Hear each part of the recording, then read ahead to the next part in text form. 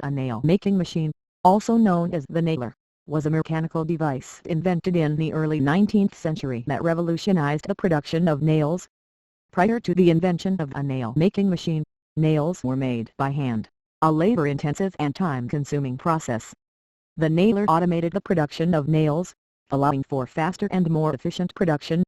The nailer worked by feeding wire into the machine, which was then cut, flattened, and shaped into a nail.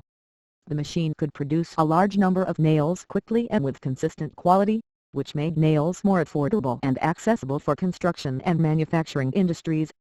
The nailer played a key role in the Industrial Revolution, allowing for faster and cheaper construction and manufacturing.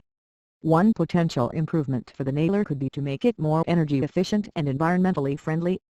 Another improvement could be to increase the variety of nail shapes and sizes that can be produced by the machine to meet the demands of various industries. Additionally, advancements in automation and machine learning could be integrated into a nail-making process to further increase efficiency and reduce labor costs.